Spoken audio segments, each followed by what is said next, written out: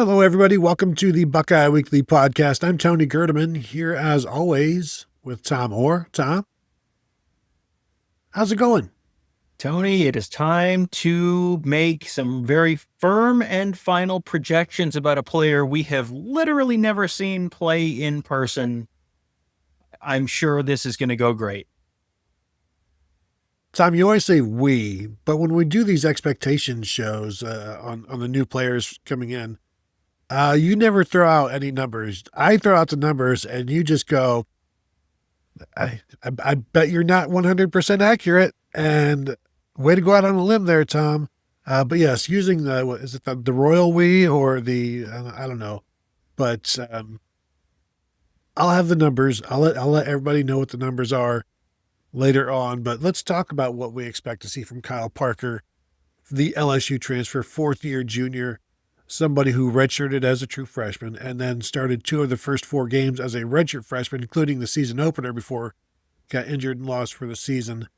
And then this past season with LSU, 31 catches for 300 and some odd yards receiving. Not the biggest numbers, not the most explosive numbers, but showed some reliability and playing in the slot, has also played outside. So it feels, who is insurance for whom in the slot? To me, this is going to be one of the more interesting things that we see, one of the more interesting battles. And there are not a lot of battles. And I don't know that this is a battle in the slot with him and Brandon Inniss. But Parker is essentially redundant somewhere because they went into the portal and got Devin McEwen to be the outside guy. Brandon Inniss is the returning starter in the slot and a captain. Parker comes in and can do whatever. So to me, it's like redundancy, Tom, is not always a bad thing. No, it's not. It's definitely not a bad thing. It's not. I don't know that it's redundancy as much as it is insurance at the least. And he might be more, much more than insurance. Again, I would love to see him in person before we make any firm and final judgments. But right now, the single biggest thing that tells me that Kyle Parker is probably going to play some kind of a role at Ohio State this year is who brought him in. Because Ohio State has a new wide receivers coach. That coach is Cortez Hankton. That Cortez Hankton was previously employed as the wide receivers coach at the Louisiana State University, where one of his wide receivers was Kyle Parker. So if you get a chance to, if you're the boss, Tony, and I know this is impossible for you to imagine, but if you did have a position of responsibility at some point, and then you get a job at a new place, and then you brought along one of your former coworkers who was working underneath you there, and you bring him to the new place, that generally to me would be a pretty good indication that, you view this person as someone who is going to contribute and bring some value into his new position. So based solely on that, I'm looking at Kyle Parker and thinking he's going to play this year. I don't know if he's going to start this year. I'll be fascinated to see where he ends up slotting in, because as you said, it could be in the slot, but Brandon Inniss, I know the numbers weren't shiny last year, but Brandon Inniss was a really solid contributor to that offense and is a very, very well-respected player in that locker room as well. He was a captain last year while being by far and away the third wide receiver. So I think he's someone who is going to be, you're not going to just sit him on the bench. I think at most you're talking about kind of a rotational thing. And then it's just a matter of, okay, is it 50-50? Is it 60-40 one way or the other? And I kind of want to watch a little bit of spring before I make any firm and final decisions on that. Brandon Inniss, 36 catches for 271 yards and 3 touchdowns last year, 7.5 yards a catch.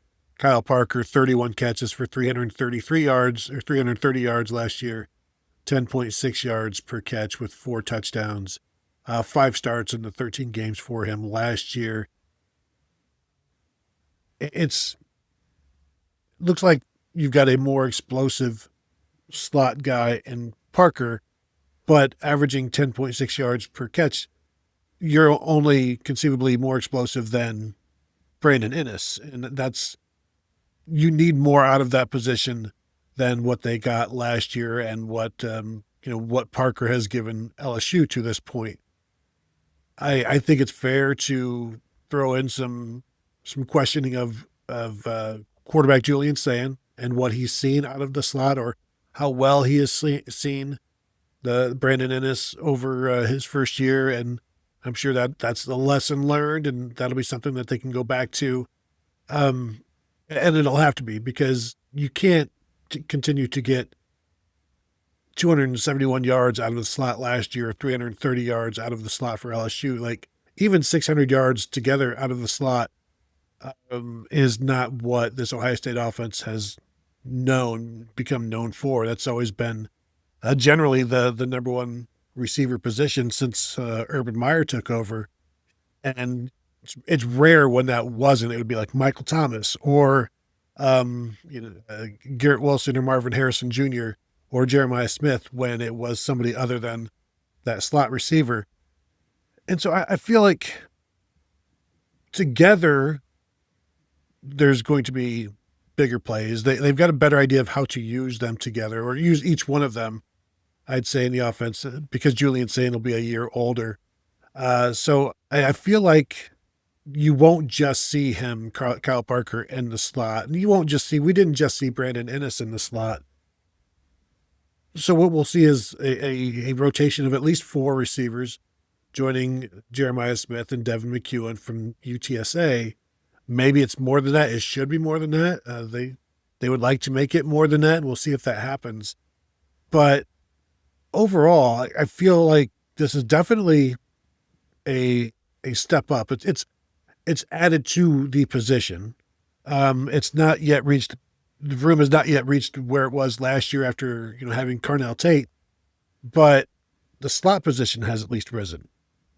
Well, and I think the slot position is probably more likely to see more snaps this year than it did last year, because Carnell Tate missed 3 games and still had more than 50 more snaps than Brandon Ennis did. Because when you took a wide receiver off the field to play 12 personnel, or 13 personnel, or 14 personnel, or, well, I don't think 15 personnel is a thing, but if it was, you would have seen it last year. When they pulled someone off the field, it was generally Brandon Ennis. He played about 200 fewer snaps than Jeremiah Smith did. This year, you have no more Will Kazmarek. You have no more Max Clare. They brought in Hunter Welsing. They brought in Mason Williams. Almost did Mason Arnold. That was the former long snapper, Mason Williams. So you brought in a couple new tight ends. We'll see whether they end up playing more 11 this year, where you'll have 1 running back, 1 tight end, and 3 wide receivers, and you're playing that slot receiver. I think you have the possibility. You're not replacing Brandon Ennis with Kyle Parker. You're maybe replacing Bryson Rogers with Kyle Parker. Can Kyle Parker be ahead of where Bryson Rogers was last year? Yeah, I think that's a very realistic possibility. So, on the whole, I know you're going to give us some numbers. On the whole, I'm expecting the slot position to put up bigger numbers than it did last year, just because I think you're going to see a lot more productivity out of Parker than you did out of Bryson Rogers. And I would assume you're going to see more out of Brandon Ennis as well. But, I think he's just going to have more opportunities. He and Parker are going to have more opportunities than he and Rogers did last year. Yeah, Max Clare played 44 more snaps than Brandon Ennis, and that's with Ennis getting the 3 games of full snaps while Carnell Tate was out, and also Jeremiah Smith was out for a game and a half there as well. And he was the guy that was always on the field, and yet it was still the second tight end getting more snaps. It will be interesting to see if the number 1 slot receiver, is getting more snaps than the second tight end this year. So, what to expect? I'd like to see bigger plays. I think he had maybe Kyle Parker had maybe 1 catch of over 30 yards this past season.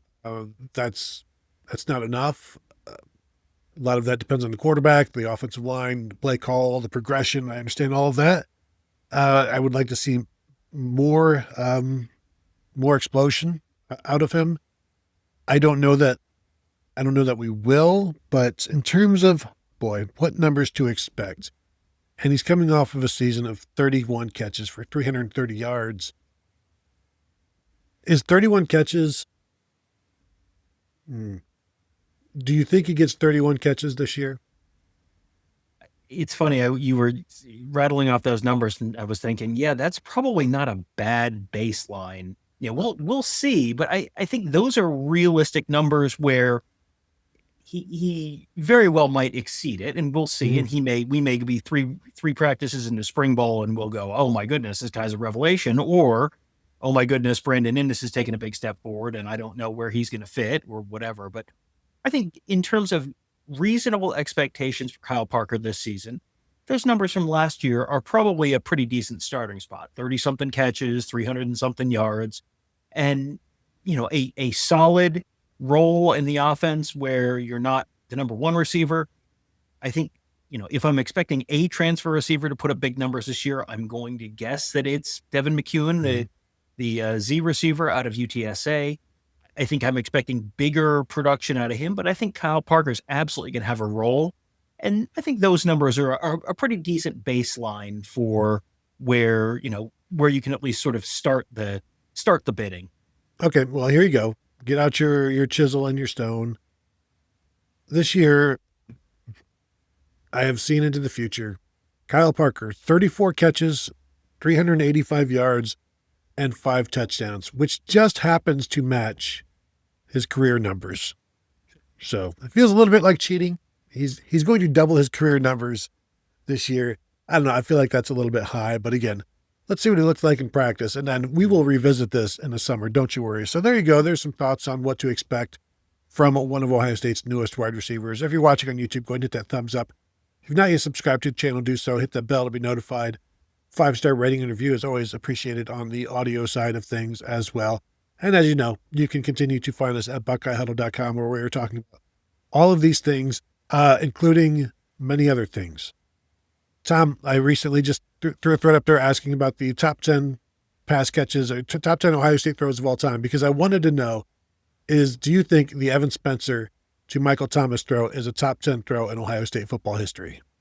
In terms of ball placement, but also in terms of magnitude of the play within the game and magnitude of the game, I think it certainly has to be at the very least in the conversation, and probably more than that. And I think you have to give Evan Spencer some bonus points for not being a quarterback and still doing it. What are the odds, Tony, that we would be having a non-Ohio State quarterback with the greatest pass ever, and it's not Michael Wiley? It feels like that feels like an incredible, complete plot twist there. Well, we will eventually do a show on top 10 throws in Ohio State football history, but then also top 10 Michael Wiley throws, of which there may only be 8 or so, but they're all going to be in there. So, and if you don't understand what we're talking about, I don't even know if you can Google it. Michael Wiley was the best halfback thrower in Ohio State football history, in college football history. Just understand us. We're two old dudes talking about that. We know what we're talking about. Anyway. Also, look up Pogs. While we're talking about great moments from the 1990s, Michael Wiley passes and Pogs. I don't like the fact that the 90s is so long ago, or people think it was so long ago. That's what bothers me more. I know how long ago it was. It wasn't that long ago. So don't gaslight us by saying all of these things. Tom, now the show has been over for some time. So I would like to just tell everybody we're going to go. Have a great day. And we'll talk to you later. Go ahead and leave some comments. I don't care about what. Have a good time. Talk to you later. Goodbye.